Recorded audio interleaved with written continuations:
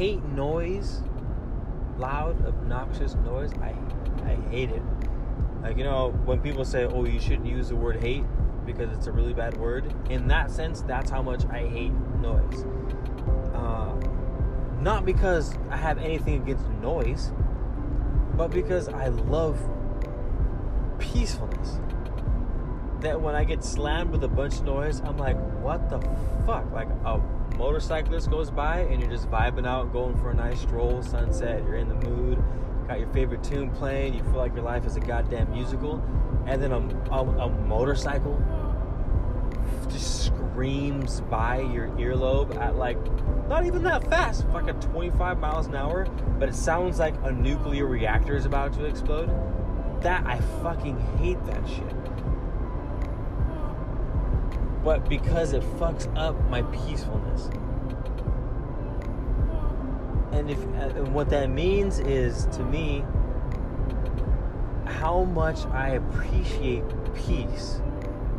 And we're all different. Some people appreciate different things like peace, or they appreciate joy, love, or some whatever people want the most, you know?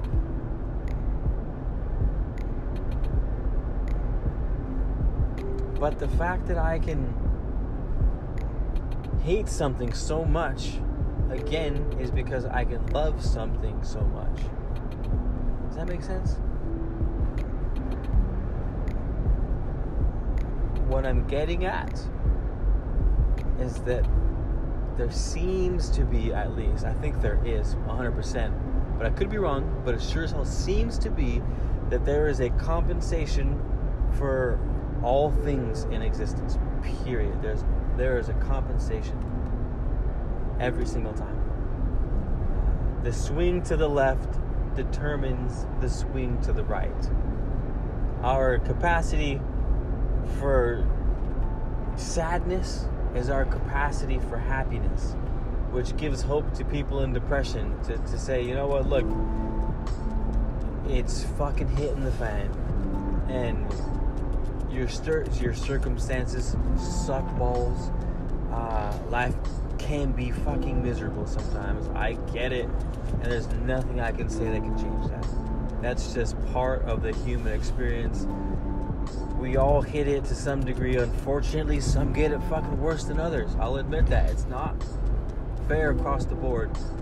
But what makes up for it is the rebound, is the compensation. This almost innate truth, understanding that no matter how dark it gets, brightness matches it. There's always a combination. It always balances out. You can be in the worst fucking, and the lower you go, the higher you go on the other side. That's all it's saying. That's all it's saying.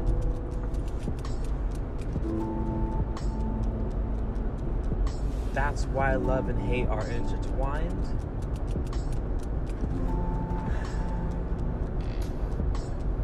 That's why you can't have love without hate. That's why you can't have happiness without sadness. That's why you can't have courage without fear.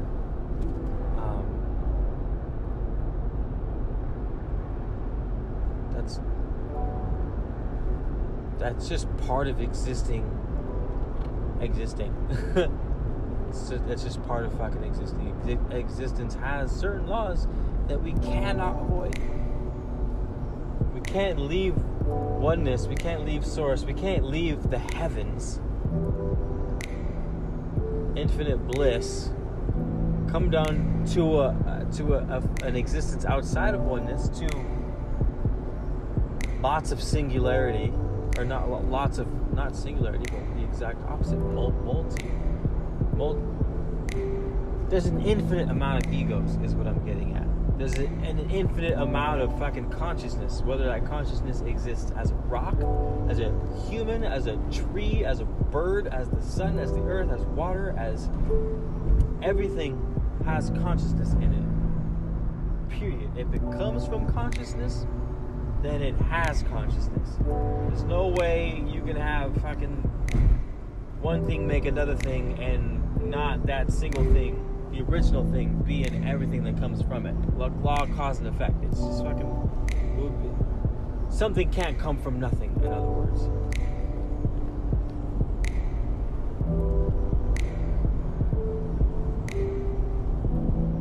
That nothingness is boundless. It is infinite, without borders.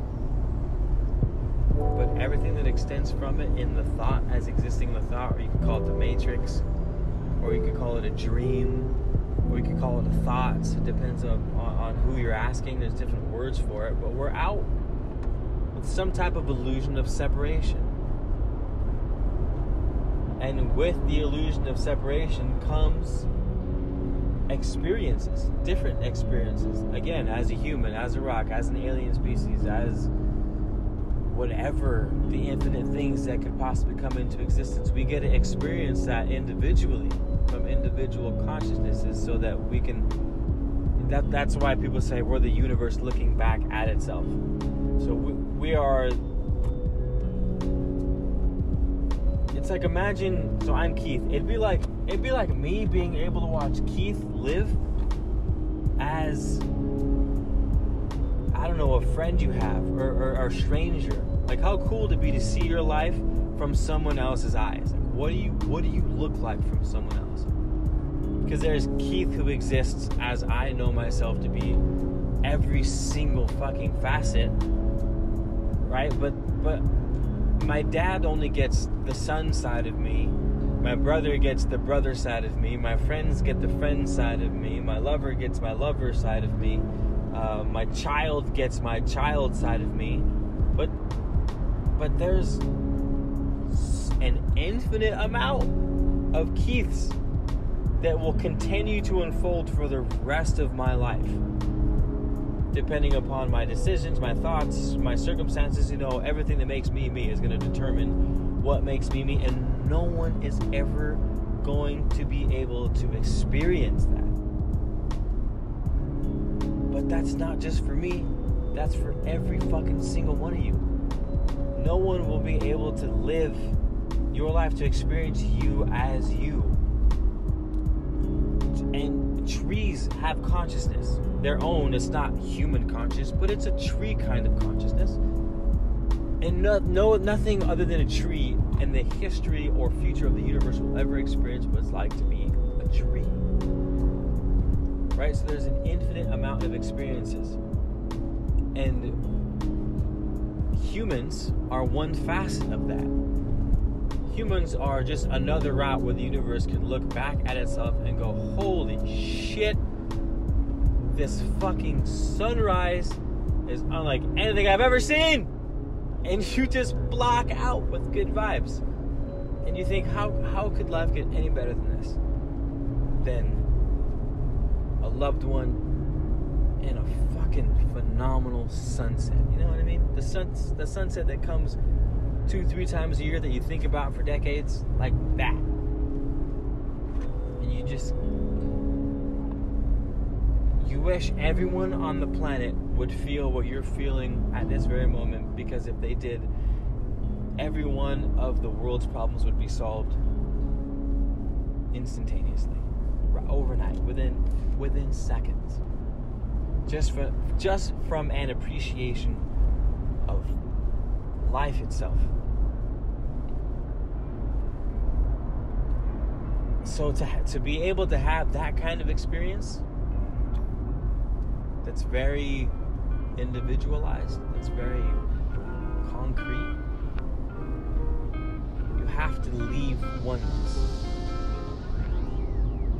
But you can't ever leave oneness, because oneness is all that ever was and ever was be. So the way to be able to have an experience of yourself is to think it. And the original source had a thought, and that original thought included humanity among everything else in the known universe and unknown universe.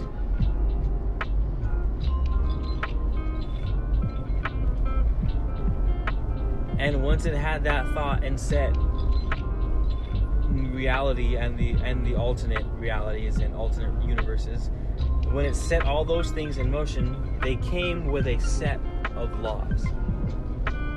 And those laws are the 7 principles of the Hermetic philosophy. And when you come across them, they include everything that you've ever come across, ever. From science, Isaac Newtonian science, to quantum physics, Albert Einstein, all of it. It's all, you read it and you're like, this is the same shit they were talking about. From science to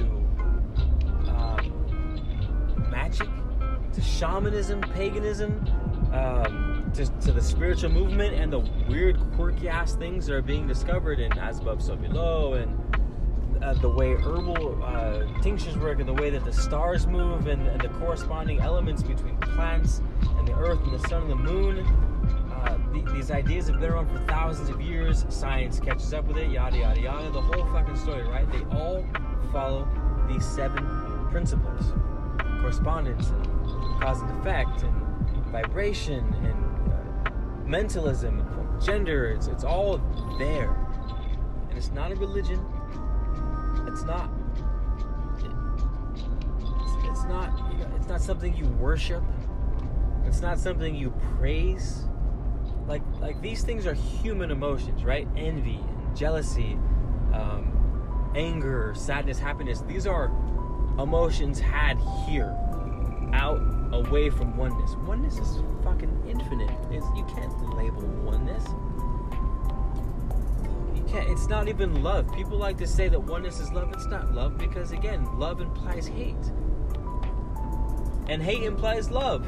They're the same thing. They're the same thing on 2 ends of the same exact pole. Love and hate are the same thing to varying degree. The same way that hot and cold are the same thing to varying degree. That's how everything exists outside of oneness, and it has to be that way because you have to have an experience, and in order to have an experience, you have to have the opposite present. Happiness wouldn't make any sense without sadness. Love wouldn't make any sense without hate. Those are experiences we get to experience while being human, or alien, or whatever the other, I don't know. Human is just one tiny speck in a huge room of lots of other tiny specks. Us humans, a beautiful fucking speck, because it's the only speck that's like its own speck in the infinite amount of specks, right? Which is why existence is so beautiful, because it's one of a kind. Live in the present moment or you'll miss that shit. That's why they keep saying stuff like that.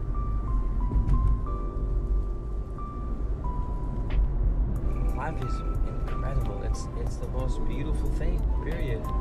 But we get it because we get the laws with it. We appreciate how beautiful the sunset is because we've seen some pretty fucking nasty ones. We've seen some nasty ass sunsets, you guys. Each one of us. To varying degree, but substantial fucking stuff.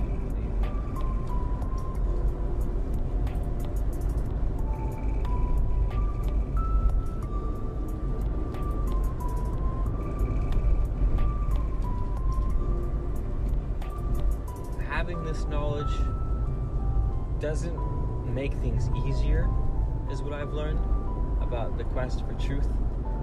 It doesn't make things easier, things just make more sense.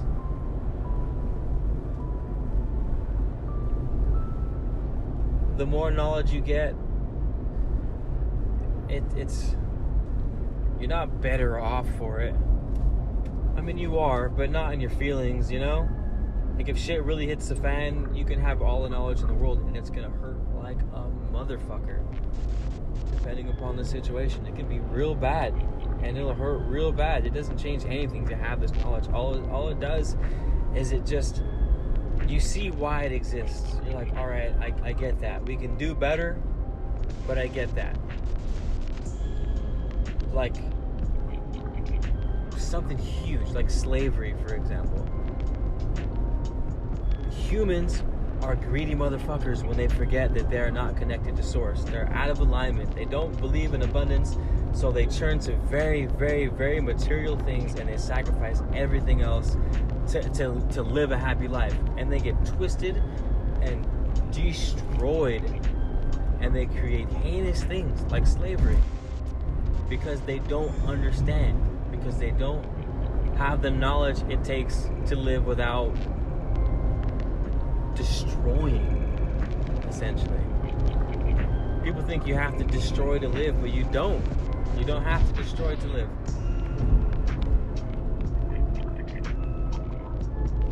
So this knowledge, it helps you.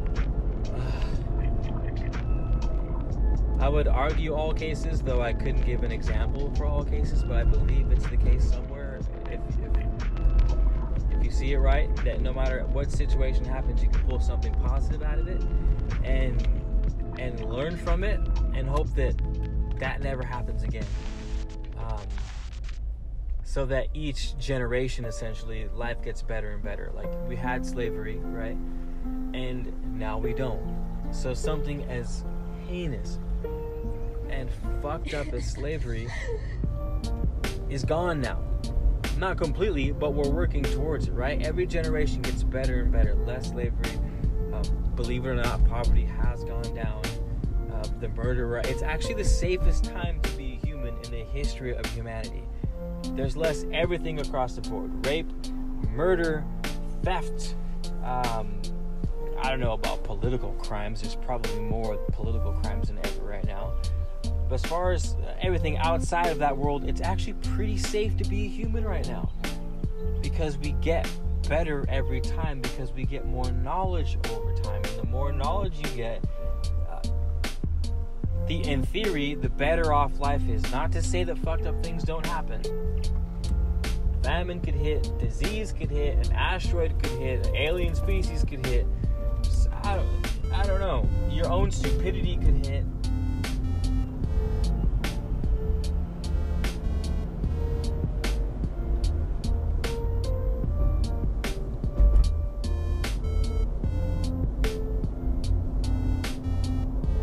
Yeah.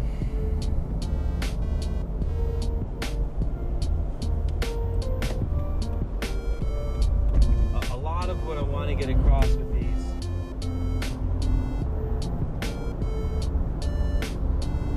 is I want people to see just how vast the universe can be,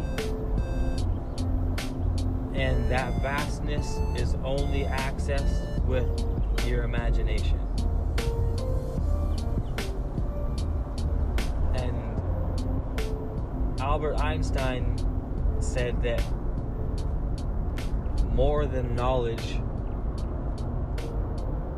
is your imagination.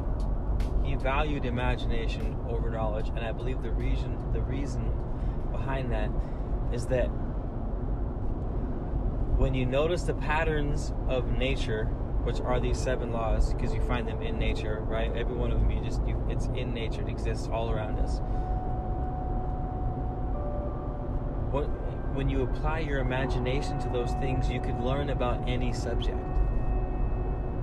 It's how scientists can sit inside of an observatory on top of a mountain and tell you the motions of the heavens.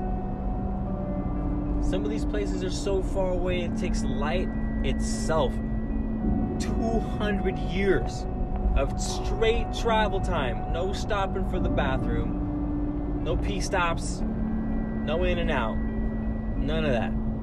You're hauling ass at the speed of light, and it still takes you 200 years to get to this particular star. And scientists go, oh, that thing, it's gonna disappear tomorrow night at 4:56 p.m. Central Time. And it'll also be partly cloudy. Highs of 76. Low of 44. You know what I mean? Like,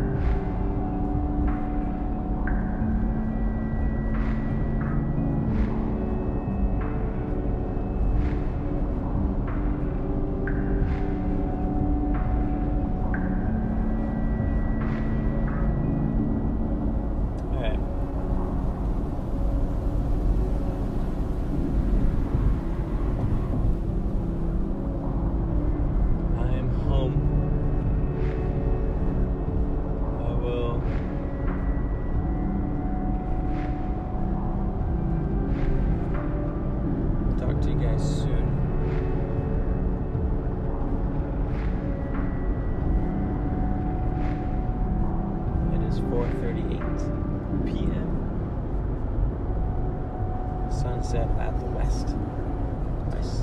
West by south. West by southwest. Santa Barbara, California. Downtown.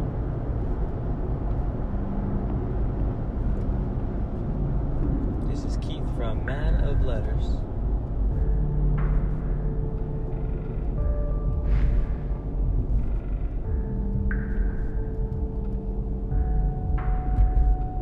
Always looking for darkness.